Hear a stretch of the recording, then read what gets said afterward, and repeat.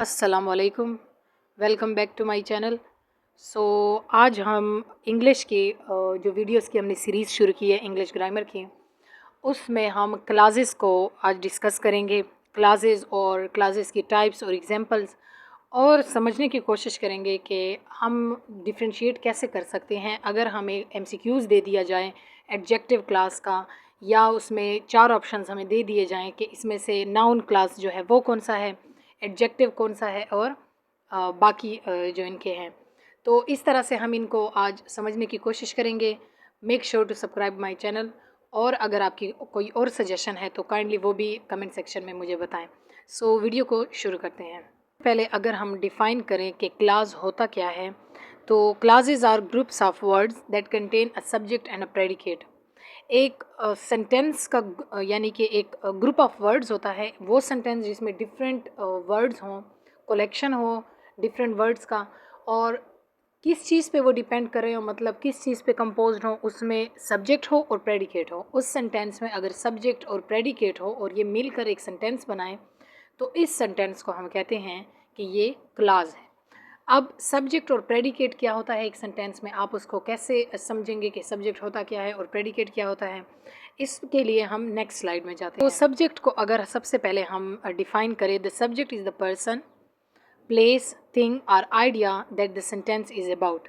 अब सेंटेंस में किस चीज़ के बारे में, या किस पर्सन के बारे में, या किस जगह के बारे में बात हो रही है, उसको कहते हैं सब्जेक्ट। उस सेंटेंस का सब्जेक्ट कौन सा होगा, जिसके बारे में वो बात हो रही है, जिसके बारे में हम जिस चीज़ के बारे में डिस्कस कर रहे हैं, कौन सी चीज़ वर्क कर रही है, कौन सी चीज़ की क्वालिटी हम डिफ़ाइन कर रहे हैं, और किस लोकेशन के बारे में बात कर रहे हैं, वो उस सेंटेंस का सब्जेक्ट। प्रेडिकेट को अगर हम देखें, the predicate is the part of the sentence that tell us what the subject is doing और what is happening to the subject. अब एक तो है सब्जेक्ट एक सेंटेंस में, यानी कि वो बंदा या वो चीज़ जिसके बारे में बात हो रही है, जिस पे काम हो रहा है, वो चीज़ वो बंदा उस सेंटेंस में कर क्या रहा है, उस पे क्या काम हो रहा है, उसके उसके साथ क्या हैपेंड हो रहा है, क्या वाक़या हो रहा है, उसको कहते हैं प्रेडिकेट।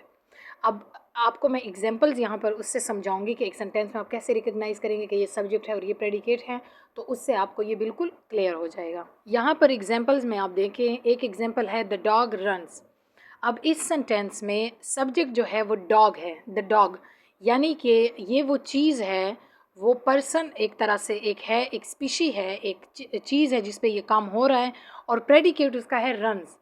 अब वो सब्जेक्ट क्या काम कर रहा है, उसके साथ व्हाट इज़ हैपनिंग, तो उसको हम कहते हैं प्रेडिकेट। अब यहाँ पर क्योंकि वो रन कर रहा है, सब्जेक्ट जो है वो रन कर रहा है, वो दौड़ रहा है, भाग रहा है, तो उसको हम कहते हैं ये प्रेडिकेट है। नेक्स्ट एग्जाम्पल आप देखें, the teacher who was very patient explain the lesson carefully. यहाँ पर हम देखें कि वो टीचर जो बहुत पेशेंट थी, यानी कि एक तरह से सब्र कर रही थी, explain the lesson very carefully, बहुत आराम से उन्होंने क्या किया कि लेसन को एक्सप्लेन किया। इस सेंटेंस में द टीचर जो है वो सब्जेक्ट है, यानी कि डूअर जो है, जो काम कर रही है, जिस पर काम हो रहा है, वो सब्जेक्ट जो है वो टीचर है, और उसके बाद उस पर क्या काम हो रहा है, एक्सप्लेन द लेसन केयरफुली, उसने क्या काम किया कि वो लेसन जो है उसने बहुत केयरफुली एक्सप्लेन किया। तो जो डूअर है किसी भी चीज़ की, आप सिंपली ये समझें, वो सब्जेक्ट होगा, और उसके अलावा सेंटेंस में उसने क्या काम किया, सब्जेक्ट पे क्या वर्क डन हुआ, वो है प्रेडिकेट। आई होप ये क्लियर हो गया होगा। तो जिस सेंटेंस में सब्जेक्ट और प्रेडिकेट हो, उसको कहते हैं कि ये क्लॉज है। क्लासेस की हम एग्जांपल्स देखें तो सबसे पहले इंडिपेंडेंट क्लास, ये एक तरह से इनकी टाइप्स हैं। कुछ सेंटेंसेस जो है वो इंडिपेंडेंट क्लास के होते हैं, कुछ डिपेंडेंट क्लास के होते हैं, तो इनको हम देखेंगे इनमें फ़र्क क्या है। इंडिपेंडेंट क्लास जो है, an independent clause can stand alone as a complete sentence. जैसे वर्ड से इंडिकेट है कि वो इंडिपेंडेंट होता है, किसी भी सेंटेंस दूसरी सेंटेंस पे वो डिपेंड नहीं होता, वो अकेला जो है एक कंप्लीट सेंटेंस जो है, एक कंप्लीट जुमले का सेंस दे सकता है। यानी कि इंडिपेंडेंट क्लास का जो सेंटेंस है उसको पढ़ के आपको पूरी समझ आ जाएगी कि ये बात क्या कर रहा है। तो क्योंकि इसको ज़रूरत नहीं होती किसी दूसरे सेंटेंस की, तो ये किसी पे भी डिपेंड नहीं होता, इसलिए इसको इंडिपेंडेंट क्लास कहते हैं। दूसरा पॉइंट है इसका कि इंडिपेंडेंट क्लास जो है, इसमें सब्जेक्ट एंड प्रेडिकेट दोनों होंगे, यानी कि इसके सेंटेंस में आपको सब्जेक्ट भी मिलेगा और प्रेडिकेट भी, और इस वजह से ये पूरा एक सेंस बनाएंगे। एग्जाम्पल अगर हम देखें तो फर्स्ट एग्जांपल है I went to the store. अब इस सेंटेंस को, क्योंकि ये इंडिपेंडेंट क्लॉज है, तो इसको कोई भी किसी और सेंटेंस की ज़रूरत नहीं है कि इसका सेंस पूरा करे, बल्कि आपको समझ आ जाएगी कि मैं स्टोर पे चला गया। शी एट ब्रेकफास्ट, कि उसने नाश्ता किया, तो ये कंप्लीट सेंटेंसेस हैं, इनको किसी और चीज़ की ज़रूरत नहीं है। डिपेंडेंट क्लास को अगर हम देखें तो वो अकेले स्टैंड नहीं कर सकता, कंप्लीट सेंटेंस का सेंस नहीं दे सकता, उनको किसी और सेंटेंस की ज़रूरत और अगर यहाँ हम देखें तो इसमें भी सब्जेक्ट और प्रेडिकेट होंगे, क्योंकि वो तो क्लास के बिल्कुल एक मेन मतलब सेंटेंस में होते हैं, लेकिन it relies on an independent clause to complete its meaning. ये जो है ये इंडिपेंडेंट क्लास की, यानी उस सेंटेंस की इनको ज़रूरत होगी, क्योंकि ये डिपेंडेंट क्लास है और ये अकेले जो है वो स्टैंड आउट नहीं कर सकते और एक कंप्लीट सेंटेंस का सेंस नहीं दे सकते। एग्जाम्पल से आपको ये क्लियर हो जाएगा। फर्स्ट एग्जाम्पल है because I forgot my phone, क्योंकि मैं अपना फ़ोन भूल गई।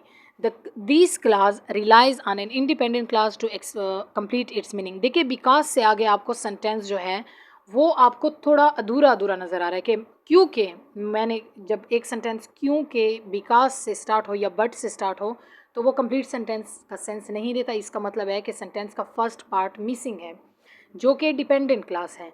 तो यहाँ पर क्योंकि मैं अपना फ़ोन खो चुकी हूँ, तो इसका कोई कंप्लीट सेंटेंस नहीं है। क्लियरली यहाँ पर लग रहा है कि इसका फर्स्ट पोर्शन जो है वो सेंटेंस का मिसिंग है। सेंटेंस अगर देखिए अनलेस शी अपोलोजाइज, जब तक यानी कि तब तक अगर वो क्या करे, अपोलोजाइज करे, माफ़ी मांगे, तो इसका कोई सेंस नहीं बन रहा कि वो किस वजह से माफ़ी मांगे, मतलब कब तक क्या होगा कि वो माफ़ी मांगे। तो उसका फर्स्ट पोर्शन जो है सेंटेंस का वो होना चाहिए कि इसको ये काम वो करेगी, तब ही उसका कोई सेंस बनेगा कि अनलेस शी अपोलोजाइज।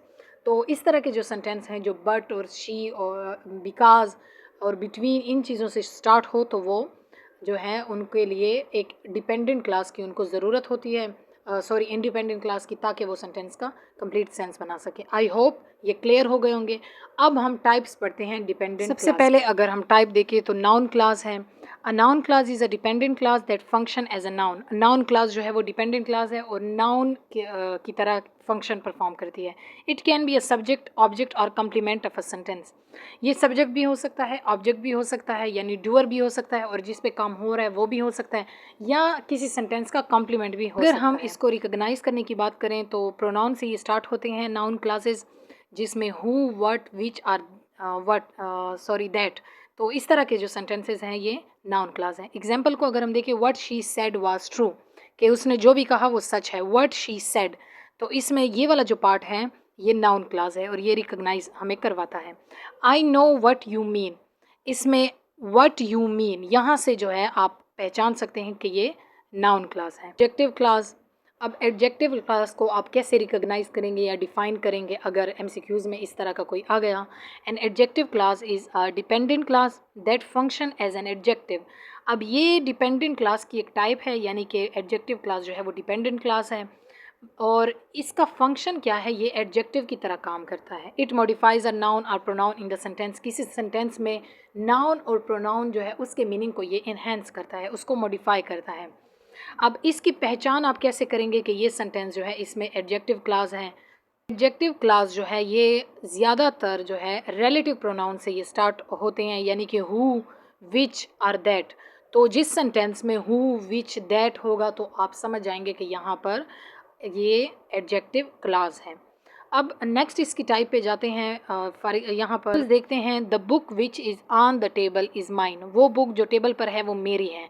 तो विच इज़ यहाँ पर इसने नाउन को क्योंकि मॉडिफाई किया, कौन सी बुक को, बुक एक नाउन है उसको मॉडिफाई किया कि जो टेबल पर है वो मेरी है।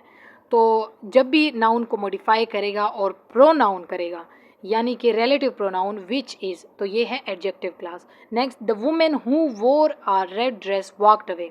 द वुमेन जो है वो नाउन है और उसको मॉडिफाई किया हु ने, तो हु जो है वो रिलेटिव प्रोनाउन ने इसके साथ इसको मॉडिफाई किया, तो ये है एडजेक्टिव क्लास।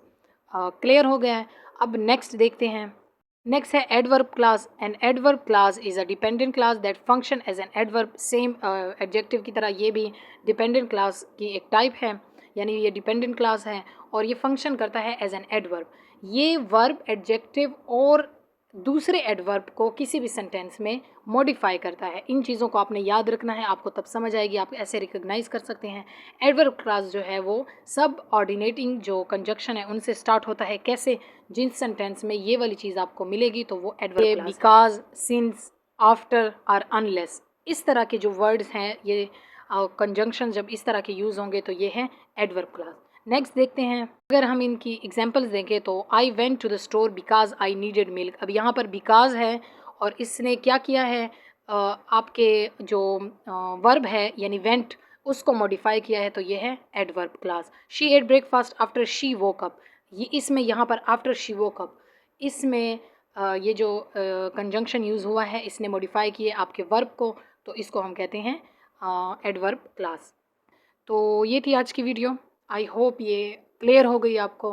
तो नेक्स्ट जो है कलेक्टिव नाउन की वीडियो आ रही है। So till then like share and comment to my channel. Thank you, अल्लाह हाफिज़।